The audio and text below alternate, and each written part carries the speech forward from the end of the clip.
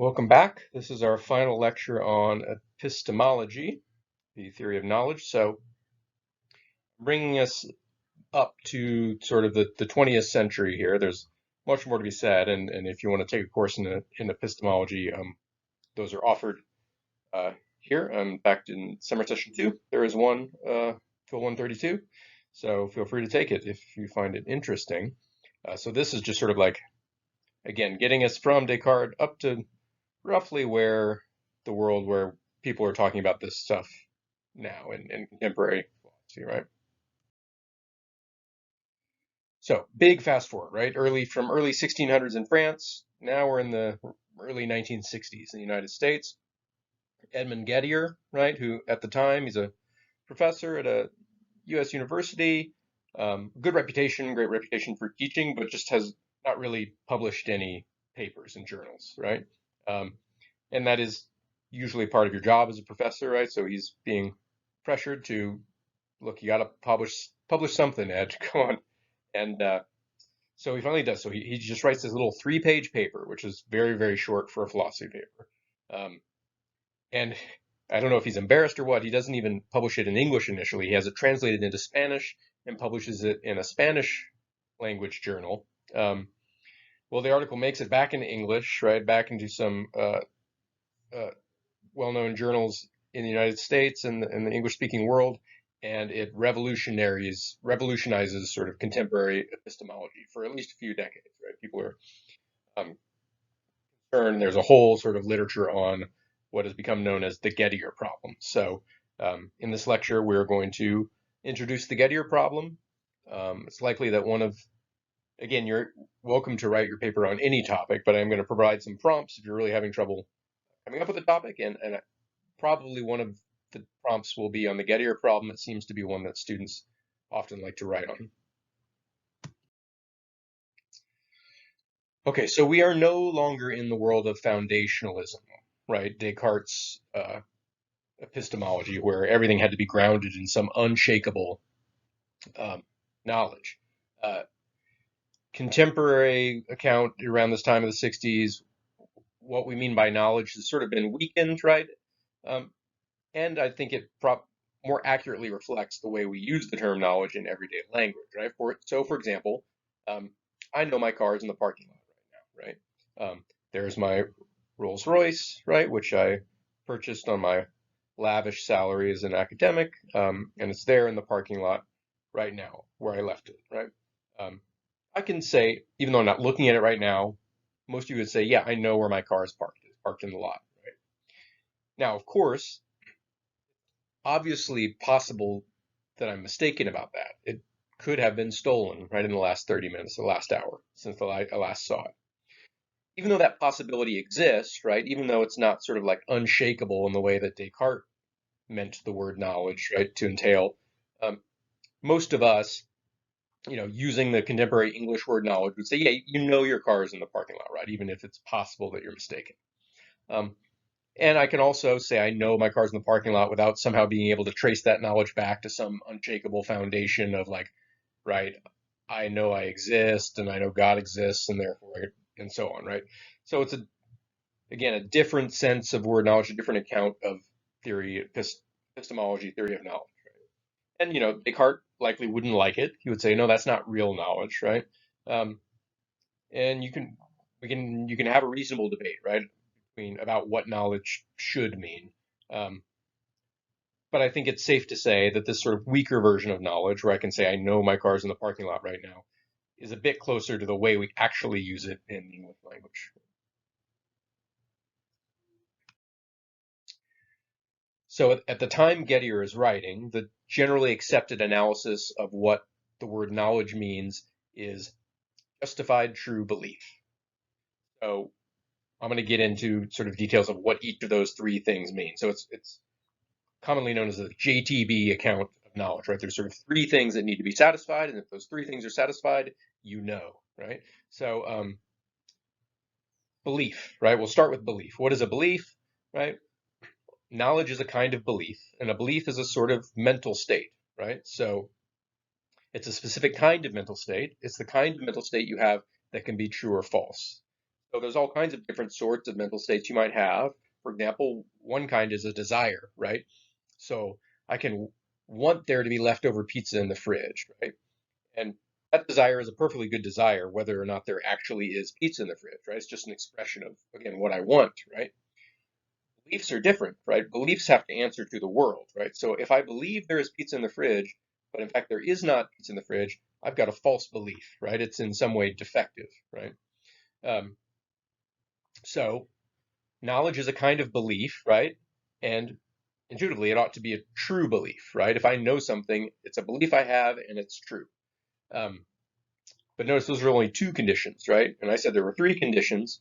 So having a true belief that there is pizza in the fridge is not yet knowledge, is not yet knowing that there's pizza in the fridge. Now, why?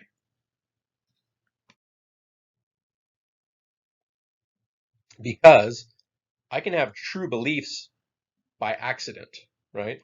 And knowledge is not something I should have by accident. So if I have a true belief that there's pizza in the fridge, um, but I came to have that belief um, in a sort of a way that doesn't seem like a reliable way, right? A good way to get knowledge, then that's not going to count as knowledge. So one example, right? Maybe um, right, I didn't look at the pizza. I never bought any pizza, but I just was talking to my astrologer and I said, "What do you think's in the fridge right now?" They said, "Oh, I think you got pizza in the fridge, right?" Um, that's not the sort of like reasoning or it's not gaining that true belief, even if there accidentally turns out to be pizza in the fridge, you're not gaining that belief in the right way, right? You'd say it's a sort of accidental, right? Same as if I got hit on the head and formed a belief that there was pizza in the fridge and it just turned out to be true. That was sort of like an accidentally true belief. And accidentally true beliefs intuitively say, well, that's not knowledge, right? So for me to know something, it's got to involve me coming to have a true belief in the right way, right? So true beliefs on their own, not knowledge. Knowledge on this traditional account, right? This JTB account, knowledge is a true belief that's justified. And by justified, we mean you have good reasons for it, right? You came to believe it in a good way. And there's lots of, good ways to get knowledge. Maybe I saw the pizza was in the fridge, right? Perception is a form of justification. Maybe someone trustworthy or reliable told me that there's pizza in the fridge, right? And that's another kind of uh, justification, right? Just reliable testimony. Maybe I remember I put it in there. Often, memory is a form of justification, right? And so on. You can think of there's all sorts of different ways we, right, obtain true beliefs, and some of those are like good ways to do it, and those are the justified. And being a little deliberately fuzzy by saying getting knowledge in the right way, right? I'm sort of leaving that open.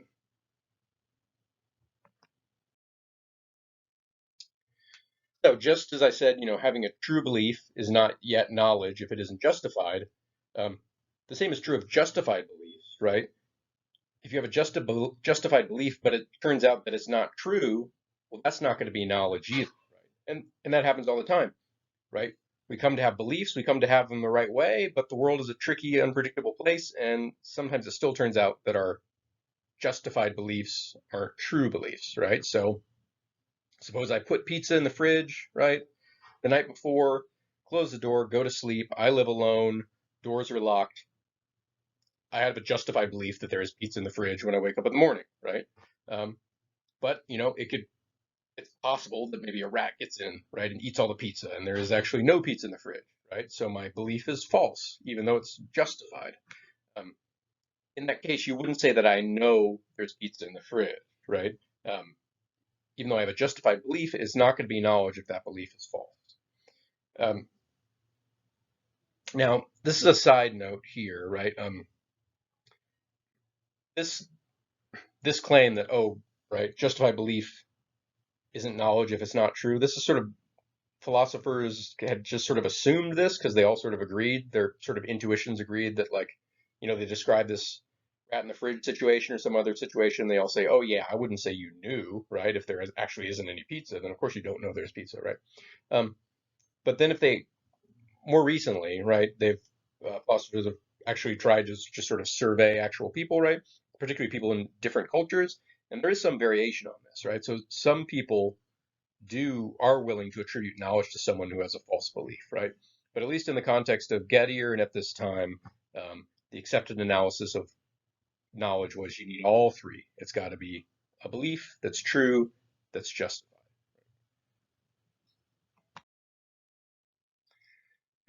I mentioned like our intuitions here, and the philosophers just sort of agreed that, right? Oh yeah, it sounds weird to say that there's pizza in the fridge if there actually isn't. What is going on here? What is the method here? So let's pause for a moment and because you may not be used to this sort of methodology. Um, what it sounds like we're doing and what we actually are doing is I'm describing some sort of situation, right? Oh, right, I put pizza in the fridge, a rat gets in, whatever. I tell a little story. Um, and then I ask you, so in that situation, do I know there's pizza in the fridge or not, right? And we're all supposed to just sort of agree, right? If we're supposed to all say, yeah, in that case, no, you don't, or oh yeah, in that case, you do, right? It's just to sort of assume that it will be unanimous. This method of inquiry is called conceptual analysis, right? It's in analytic philosophy in the 20th century. Um, Folks did a whole lot of this, right? Conceptual analysis of knowledge, of justice, right? Of right and wrong. If you ethics course, you'll do a lot of this as well, where they describe a situation, right? Trolley problems. If you ever heard of trolley problems, that's conceptual analysis. Um, um, Philosophy does a lot of it. We're not the only Philosophers aren't the only people to do this. It's used in linguistics as well, right? So in linguistics, right, what they're trying to do is sort of empirically study, figure out what is sort of the implicit grammar of the given language that they're studying, right? So here, English. Uh, and the way they do that is by they use these examples, right? So here on the screen it has like the boy kissed the girl, the boy kissing the girl, right? And sort of these star sentences are ones that pop out to anyone who reads them that speaks the language that that sounds wrong, that's ungrammatical, right? Um, Again, it's this sort of intuition, this gut feeling, right? And more or less everybody agrees on it, right? Anyone who's a competent speaker of English will sort of say, no, B sounds funny, right? And it's a similar technique when we're examining concepts. So we all speak the same language, right? We all share the same concepts, right? Um, in a sense, we must all share the same concepts or very close because without it, we couldn't communicate, right? So if I'm trying to tell you something and I use the word, or I say, go sit in the chair, you must have some concept of what a chair is, right? If we're ever going to communicate. So a lot of our concepts we share. Knowledge is one of those concepts that we all use, right? And so we're generally expected to agree on it for the most part. So what we do is we tell these stories, we test our intuitions, we say, hey, does that count as knowledge? And since we all more or less share the same concept of knowledge, we're all going to agree, here we do, here we don't, right? And these scenarios, these little stories are precisely designed to sort of push at the edges and see, well, is truth necessary, right? Is knowledge necessary? What if we have, I'm sorry, is justification necessary? What if we have true belief but no justification? What do people say? Everyone says it's not knowledge, right? If I tell a story where there's justified belief but it's not true, what do people say? Everybody says it's not knowledge, right? Um,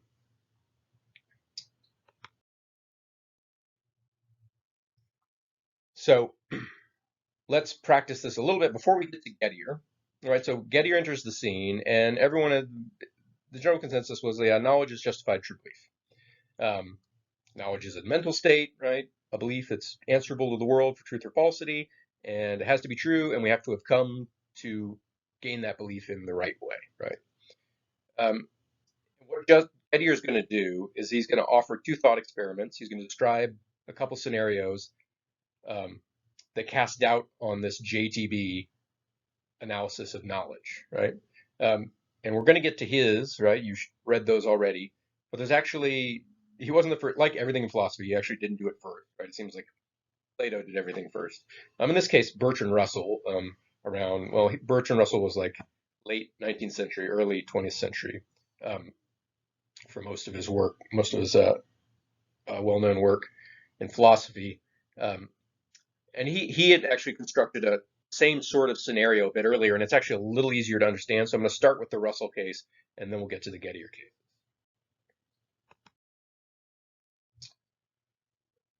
So Russell asks us to imagine, right, that you've got a clock in your living room, and you use that clock every day to determine the time, right? You wake up in the morning, you're getting dressed, and you check the clock, see if you're late for work, right? And it's the old kind of clock with the hands on it, right? So you get up this morning, right? You're heading out the door, you look at the clock, it says 9:30, and you believe that it's 9:30, right? Your belief is justified because it's a reliable clock, right? That's always how you've come to know the time, and it's always been right, right, for years. Um, and also your belief is true. It actually is 9:30, right? So we have a justified true belief, right? You believe it's 9:30, it's justified because it's a good clock, and it also happens to be true. It's 9:30. But here's a little thing that Russell throws into the scenario. Suppose that, unbeknownst to you, the clock actually finally broke down, right? It worked for years and then it broke at exactly 9:30 the night before. Right? So when you happen to look at the clock, it just happened to be looking at it at the exact time for it to give you an accurate reading, right? But it wasn't moving at all. It was totally stopped. It was just a total accident. You happened to look at it at 9:30 and it read 9:30 at that moment.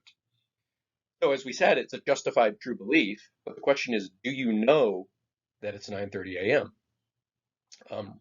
Russell thinks that we will all agree, no, you do not know that it's 9:30 a.m., right? And if that's the case, right, if you don't know, but you do have a justified true belief, then there's something missing, right? Those three are not sufficient for knowledge. We need something else. Okay, just to drive this home, practice, right, this conceptual analysis, we'll see a couple more cases that Gettier constructs that do essentially the same thing. A scenario where you have justified true belief, but he thinks everyone will agree, well, no, you don't have knowledge in this case. So he begins his article, and again, it's a very short article, right? He just sort of offers a traditional analysis of knowledge. He sort of offers it three times with slight variations. This here is sort of a condensation of those three.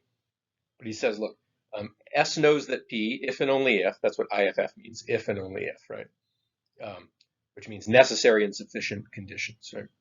If you have these, you know it, and you have these only, and you know it only if you have these. So these are the three things, right? Now, P is some random whatever proposition. It is 9:30 a.m., right? My car is in the parking lot, right? So Nate knows that his car is in the parking lot, right? If and only if, one, that proposition is true. Two, S believes P, or maybe instead of belief, you could say he accepts P, or she, or is sure that P, right?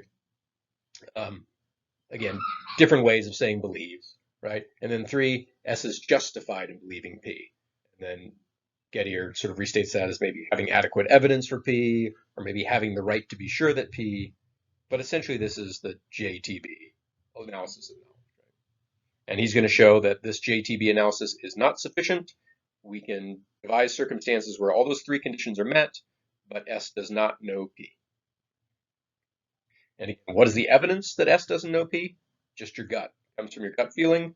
You are a competent user of the concept knowledge, right? You've grown up using the word, right? And so however you feel about the situation, that's evidence.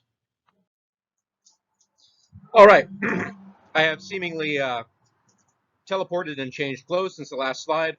I had to pause the recording. Something came up. I am finishing it on the last few slides here. So let's talk about the actual Gettier cases that are in Gettier's paper. So the first case, again, he describes a little scenario, and then we're supposed to decide whether in that situation the person has knowledge or not, right? So here we have two characters, Smith and Jones. Now, Smith and Jones have both applied for the same job. Smith, Gettier says, has strong evidence that Jones will get the job. Gettier doesn't say exactly what the nature of that evidence is. You can fill in the blanks yourself. Let's suppose that when Smith was signing in at the desk, he sort of peeked and saw a memo that said, Jones is my friend, give him the job, or something like that, right? So however you fill in the details, the idea is Smith is applying for this job, but he has good reason to believe Jones is going to get it, right? Now, he also happens to know another piece of information, which is that Jones has 10 coins in his pocket. Again, Gettier doesn't fill in the details, but tell the story however you like. suppose Jones and Smith were sitting around in the waiting room waiting, and they were counting their change, right, just to pass the time, or something like that. So, given this situation as we've described it, we can say that Smith has strong evidence for the belief that the person who will get the job has 10 coins in his pocket, right? Again, because he thinks Jones is going to get the job. He has good evidence that Jones will get the job, good evidence that Jones has 10 coins in his pocket. So we can sort of infer from those two bits of information that the person who gets the job will have 10 coins in their pocket, right? So he is justified in this belief, right? He has, again, as good evidence as you can get. Again, say just, he saw a memo from the president of the company or something like that. Maybe perceptual information about the number of coins in Jones' pocket. So perfectly good evidence, right? Justified in those. And from those two bits of information, he has made a logical inference that is perfectly sound, right? So even though he made that extra leap from the two propositions that Jones will get the job and Jones has 10 coins to the person who gets the job will have 10 coins, that inference is perfectly good too. You're perfectly justified in making that kind of inference. So we have a justified belief on the part of Smith that the person who gets the job has 10 coins in their pocket. Right?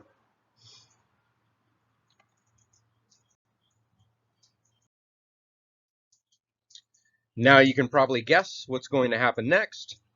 It turns out, right, big surprise, Smith gets the job after all, right? Maybe the person who was hiring didn't get the note from the CEO, right? Or maybe they ignored it, right? Who knows, right? But accidents happen, mistakes happen, miscommunications happen. However it happened, despite, right, that evidence that he had that Jones would get the job, turns out Smith gets the job, right? And another little happy accident, turns out that Smith had 10 coins in his pocket too, right?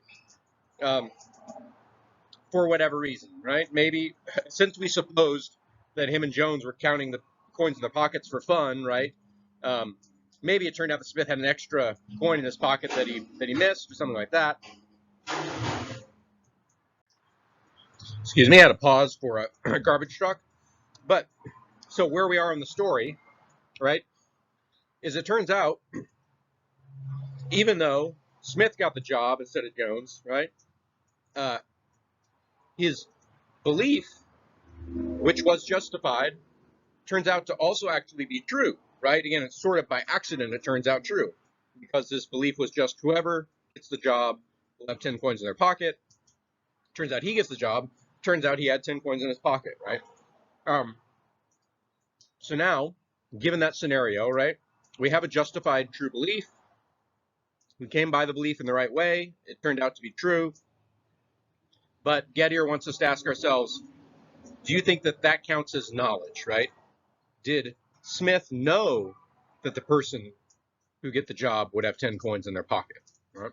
And Gettier thinks we will all agree, no, that's not knowledge, right? Something went wrong there. Maybe you want to write a paper about what you think went wrong. Maybe you deny that the belief was justified, right? Maybe you think, now, because like certainly Descartes wouldn't agree, right, from the beginning with this whole scenario, right? Descartes would say this is all very dubious, right? Because all of this was sort of fallible, right? His justified belief certainly could have turned out false, right? And in fact, sort of one of the premises leading up to it did turn out false, right? Because one of the premises was that Jones would get the job. Now, the belief in question that turned out to be true, right, was derived from that and turned out to be true. So something went wrong here. I don't think we have knowledge, right? But Gettier's saying, yeah, we don't have knowledge, and that means something's wrong with just justified true belief as a definition of knowledge here, right? And we're not going to have time in this class to do too much time analyzing what went wrong, right? There's a whole literature on it. You don't have to read that literature. You're encouraged to, think on it yourself and try to figure out for yourself what went wrong. Write a paper on it. That's fine. Right? But so this is sort of the general structure of the Gettier case. We'll cover one more, and the Russell case with the clock, similar structure where you have a justified belief, right? And then you have kind of an accident where that belief would, in most cases, turn out false, right? And so that's not a problem. A false belief is obviously not knowledge. No one thinks a false belief is knowledge, right? Or for the most part.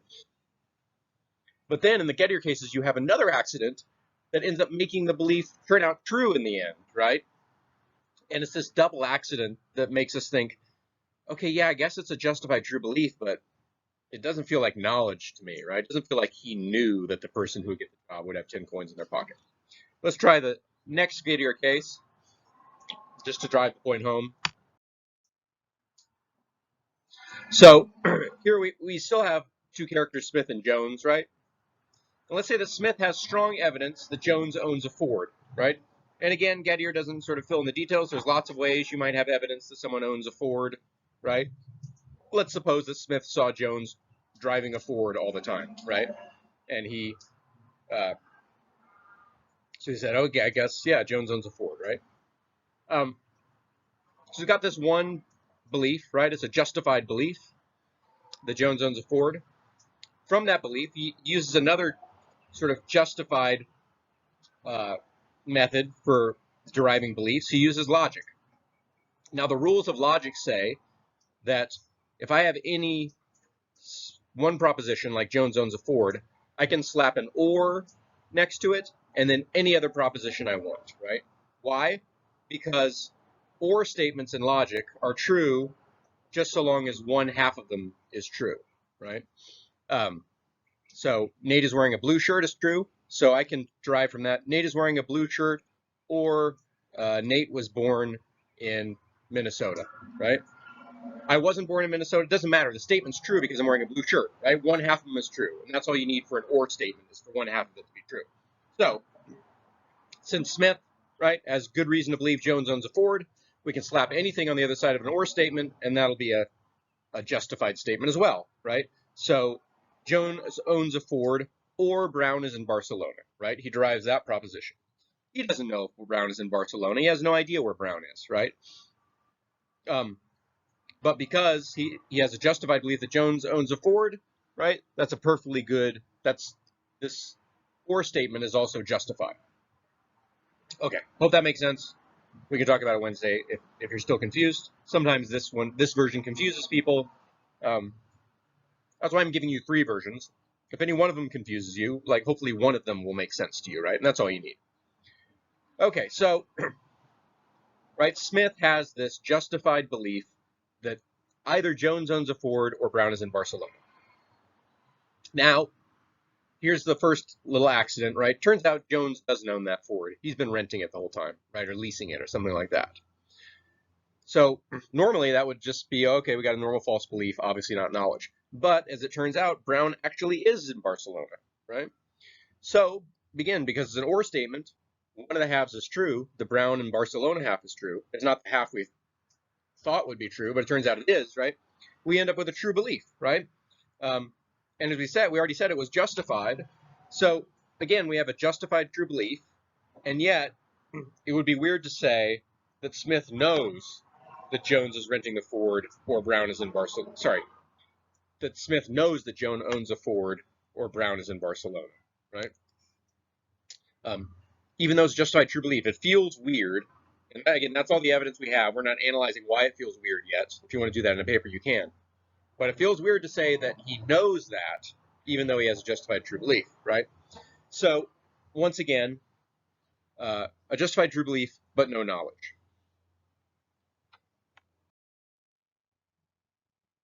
So again, we have, at this point, hopefully a recognizable formula. You take a justified belief, add an accident that makes that belief that it should turn out false, but then add another accident that makes it turn out true in the end, right? And you got yourself a Gettier case. So again, what is the point of this?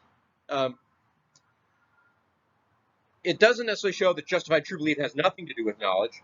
Justified true belief might still be necessary for knowledge, right? But what it is showing is that justified true belief isn't sufficient for knowledge, right? You may need to add something else on top of it, right, to get us around these Gettier cases.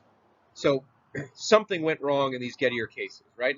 And it's been the job of epistemologists for the ensuing decades after Gettier to figure out what goes wrong in these cases so that we can add, right, a new condition on knowledge, a fourth condition that gets these cases right and makes it so that we don't have knowledge in those cases, right? What would that be? Again, there's lots of options out there. I'm sort of leaving it open so that you can, if you want to write a paper on it, do that yourself. But that is the Gettier case, right? Very different notion of knowledge than Descartes, right? For Descartes, for something to be knowledge, it has to be just totally infallible, totally tied down to a guaranteed foundation, right, of knowledge. Here, we're playing a little more fast and loose. It's more like how we use the term knowledge in our everyday speech, right? Again, like, yeah, I know my car's in the parking lot, even though, yeah, I guess it's possible it's stolen, right?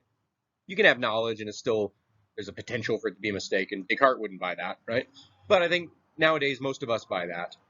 So Gettier's saying, okay, well, what are those conditions? What makes it the case that I know my car's in the parking lot?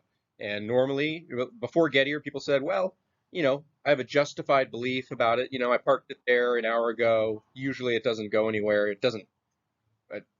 Cars don't usually get stolen, right? It's pretty rare. So yeah, I'm justified in believing it's there. And if it turns out to be true, boom, you've got knowledge, right? And Gettier's saying, no, that's not enough. We need something else. We need more than that. So that's Gettier. And that is the end of the epistemology little unit for us. Each of these units, again, this is a quick survey sample of like, here's some kinds of philosophy that you might find interesting or not. And if you don't, great, don't write a paper on it. Write on something else, right? But I'm just exposing you to a bunch, a little taster, little samplers, in hopes that just one of these readings really maybe catches your imagination or your interest, and you might want to delve a little deeper in that and write a paper on it. So I will see you next week, or I will see you Wednesday.